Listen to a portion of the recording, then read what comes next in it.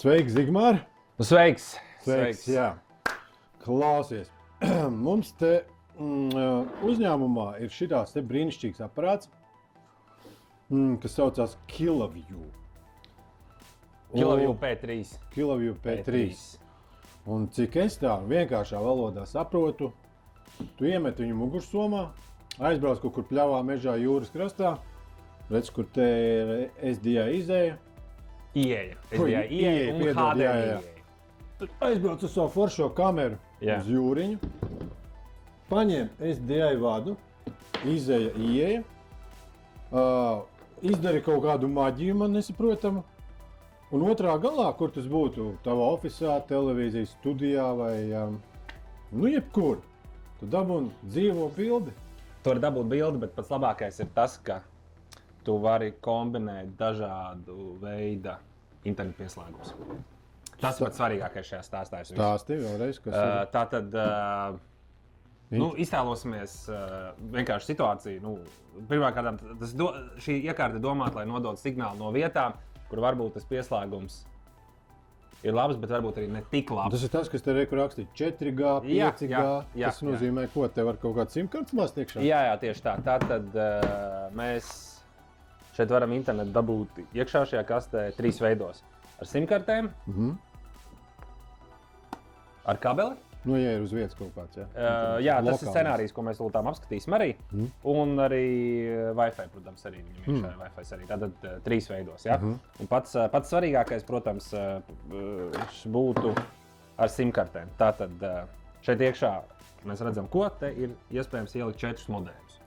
5G, 4G, kas ir skāro, vadoties pēc situācijas, kāds tas internetu pieslēgums varētu šajā vietā būt.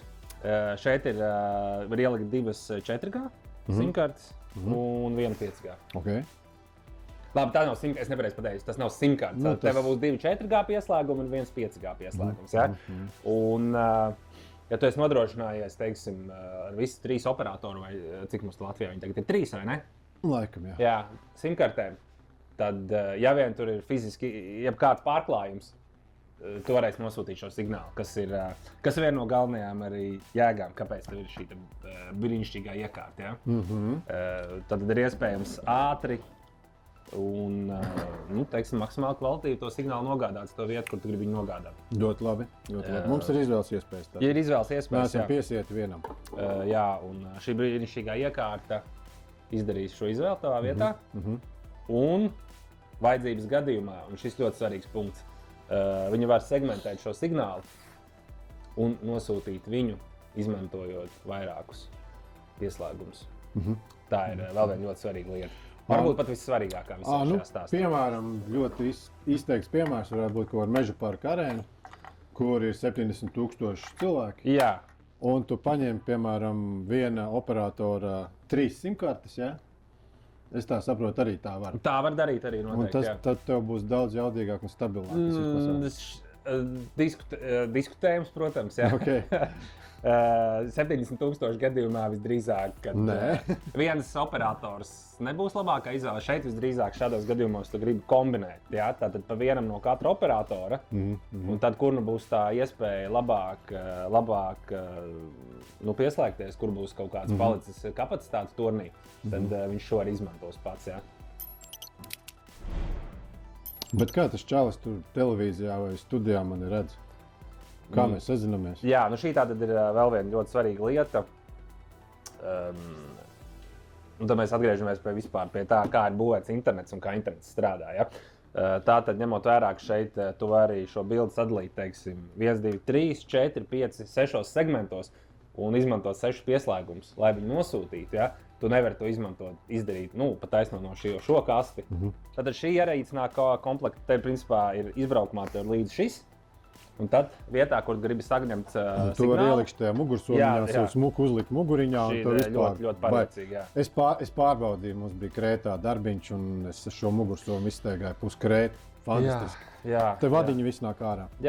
Tas ir tas, ko Zigmārs saka, var paņemt līdzi. Tā nav Rimī maisiņā jānes, ir speciāla somiņa. Jā, tātad viņš strādā kopā ar savu serveri. Un šajā serverī tātad šie bildes segmenti tiek salikti kopā un nosūtīti, kur tu gribi. Tātad tā ir divu iekārtu kombinēta darbība, lai tu to signālu varētu dabūt. Nu, tātad tev vajag savu serveri. Kas tas par zvēru?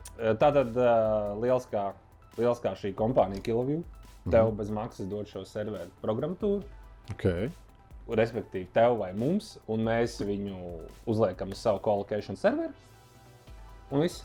Un tad, kad mēs dodam tev šo iekārtu, tas viss jau ir izdarīts. Mēs gribam zināt, kā tu viņu gribi saņemt. Tev ir kaut kāda līdzīga kaste kā šī, kas ir tikai nevis enkoders, bet dekoders. Vai tev ir VMX, vai tev ir OBS, vai tev ir televīzija, kur ir vienalga kāda no visām šīm iekārtām, kas saņem signālu. Ja? Es tagad sagaidu Latvijas izlasi pie brīvības pieminiekta. Man ir informācija, ka Reku tūlīt viņi piebrauks.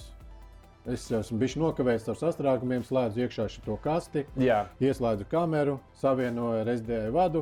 Man šeit droši vien parādās bilde. Tev šeit parādās bilde, jā?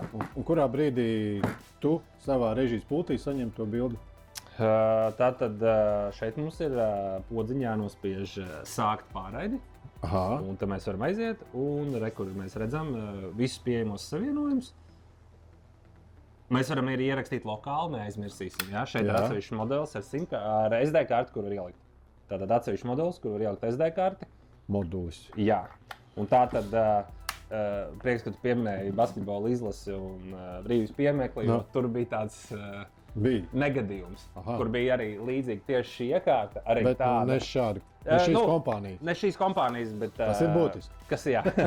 Bet šajā gadījumā tas bija labs piemērs tam, ka kad, ja pārklājuma nav, tad viņš neradīsies tikai tāpēc, ka tev ir šī iekārta. Ja? Tas jau pirms tam bija šī jāpadomā, un tieši tāpēc jāmiksē šie dažādi dažādās operatoru simkartes. Man ir jautājums. Tātad, ja tev ir 3 simkartes, viņš izmanto to karti, kurai ir visaugstākais pīķis. Viņš tā kā lēkā no viens un otrs, vai viņš konkrēti paņem vienu, tikai to arī strādā? Nē, viņš var izmantot vairākas kartes. Tad tu pats šeit izvēlies, cik lielu datu daudzumu vēlēs sūtīt, respektīvi, tā saucamais bitrates, cik labā kvalitāte vēlēs sūtīt. Tad, ja viena simkarte pilnībā šo nodrošina, tad viņš izmantos vienu. Ja tu vēlēsi izmantot, teiksim, tu esi uzlicis 5 megabits un tagad Tele2 šajā vietā, šajā tonī tev tie 5 megabits smuki iet, viņš tad arī uz tās vienas simkartes paliks. Un, ja tu gribi vairāk un ar šo nepietiek Tele2, tad viņš sāks segmentēt šo signālu, sūtīt vairākam. Svarīgi jautājumi. Jā. Skaņa, protams, viņš arī pārraida? Protams, jā. Kā ir ar komunikāciju? Ar režiju? Ar režiju, ļoti labas ziņas. Šeit ir iebūvēts saucamais interkoms. Šeit ir? Jā, šeit viņš iekšā jau ir, un tu vari runāt pa taisno ar režisoru. Kas man priekš tā un režisoram priekš tā ir vajadzīgs? Režisoram priekš tā ir vajadzīgs tātad kopā ar video un skaņu, kas nāks no šīs kameras. Mēs varam dot vēl vienu atsevišķu audio celiņu, kur būs šī interkom komunikācija. Un tev tad tajā savā busā viņa pirms tam ir kaut kā jādala, vai tu vari, teiksim, izvēlēties, visdrīzāk tu, teiksim, situācijas ziņas, ja tu filmē. Tev skaidrs, tev ir mono audio, ja? Bet tev audio kanāli ir 2 vienmēr nāc kopā. Tad viens ir izmantojams komunikācijā ar operatoru, un otrs ir tātad tavs audio, ko tu izmanto savā pasākumā. Un cik ilgi mēs varam šo darīt? Viņam ir kaut kāds akumulators, baterijas, kas viņam kā viņš baro? Vēl viens labas ziņas. Tātad viņam ir iebūvēta baterija, kas nodrošinās darbību vismaz kādas 3-4 stundas. Un vēl mums ir papildus baterija, kuras nevar izņemt. Lūdzu. Tas ir kas? Tā ir rezerves baterija? Tā ir rezerves baterija. Šādas mums ir 2. Un viņi katra dod vēl kādas 3-4 stundas tev darba. Klāt atkarībā, kāda ir te noslodzīta. Ja? Un šitas arī bija interesanti. Šito te var pieskrūvēt aizmugurē. Un te mums ir vītne. Es nepateikšu, cik tur colis. Un tu viņu vienkārši uz kādu statīvu. Standarta vītne, kas tas ir? Ja tu, piemēram, neskaidri to somu riņķī, bet gribi kaut kur statiski, kaut tiešraidi, ļoti ērti un droši tu viņu pieskrūvē pie statīva vai pie Magic Arm vai kur, un tev šitāds te super turās. Viss droši. Pareizi? Un ko es gribu pateikt? Man liekas, ka mums ir izdevīgāka cena nekā konkurentiem. Tāpēc, ka lielākā daļa strādā ar LiveView, kas arī droši vien ir laba kompānija, bet, cik es esmu dzirdējis, viņiem ir tomēr kaut kādi mīnus salīdzinot ar šo jauno KiloView piedāvājumu. Nav tas 5G kaut kāds tik daudz izmantots, vai kas tur viņiem pa problēmām bija? Protams, jā, tā ir. Tā ir daudz plašāk un pazīstamāk, ja viņi, man liekas, pionieri šajā jomā. Jā, kā jau ierasta ķīnietis ir mēģinājis, un viņš ir pat pārspējis. Tas tā kā Samsungs tagad iet pāri iPhone, tad KiloView drīz ies pāri. Jā, protams, jā. Viņiem ir pats galvenais ir tā tad ir. Es teikšu, lielākā atšķirība starp šo iekārtu un starp LiveView iekārtu ir tieši šis serveru programmatūras nodrošinājums. Jo šis ir Linux risinājums, ko tev KiloView dod bez maksas. Paņem, uzlaid savā serverī, saslēdz viņus kopā, dod signālus, kuriem tu vēlēs. LiveView nav tik vienkārši. Jā. Tur ir licencēšana, tur ir slēgta programmatūra. Licences, jāpēr progas un viss kaut kas. Tieši tā. Cik liela ir nobīde signāla? Nobīdi mēs iestādām tātad paši. Viņa var būt praktiski tā, ka viņi var izmantot arī reālā laikā. Tur kaut kādā pārsimt milisekundes. Protams, jā.